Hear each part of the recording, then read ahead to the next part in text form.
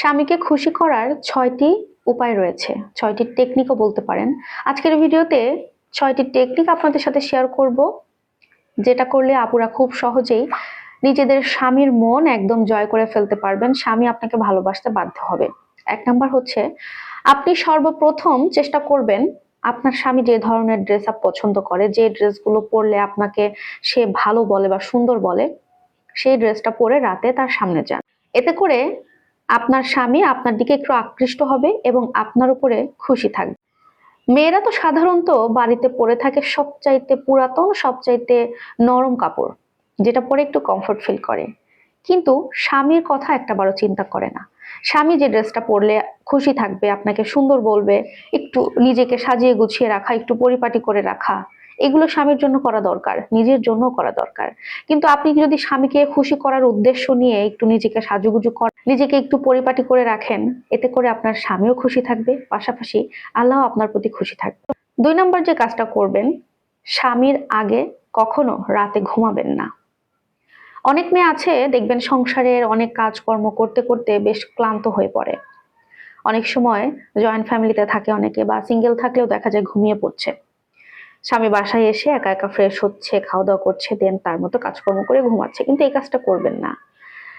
সবসময় চেষ্টা করবেন, আপনি যদি ক্লান্ত হন একটু রেস্ট করেন, ঘুমালেও ওইভাবে ঘুমাবেন না, একটু জাস্ট রেস্ট নেওয়ার মতো একটু শুয়ে থাকবেন বা বসে থাকবেন।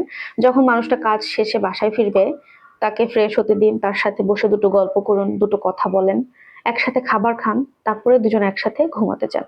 এতে করে সে খুশি থাকবে, আপনাকে ভালোবাসবে। আর ৩ নাম্বার যে কাজটা আপনি করবেন সেটা হচ্ছে, স্বামী ঘুম থেকে ওঠার আগে সব সময় আপনি উঠবেন। আপনি যদি স্বামী ওঠার আগে ঘুম থেকে উঠেন, এতে করে আপনি পরিষ্কার হতে পারবেন, আপনি ঘরবাড়ি পরিষ্কার করতে পারবেন, আপনি তার জন্য নাস্তাও তৈরি করে ফেলতে পারবেন। আর তাছাড়া যে নারী স্বামীর আগে সকালবেলা ঘুম থেকে ওঠে, আল্লাহ তাআলা ওই নারীর উপরে খুশি হয়ে ওই সংসারে রহমত নাজিল করতে থাকেন। আর ৪ নম্বর যে কাজটি করবেন সেটা হচ্ছে, স্বামীর আগে কখনো আপনি খাবার খাবেন না। চেষ্টা করবেন স্বামীকে আগে খাবারটা খাওয়ানোর জন্য, পরে আপনি খাবেন। আর যদি সম্ভব হয় তাহলে দুজনে একসাথে বসে খাবেন, এটা সব থেকে বেশি উত্তম। অনেকে বলতে পারেন যে চাকরির ক্ষেত্রে তো একসাথে খাওয়ার সুযোগ হয় না। সেই ক্ষেত্রে যখন আপনারা ছুটির দিন পাবেন বা যখন আপনার হাজবেন্ড বাসায় থাকবে, সেই দিন অবশ্যই তাকে একটু আগে পরিবেশন করুন কিংবা একসাথে বসে খান।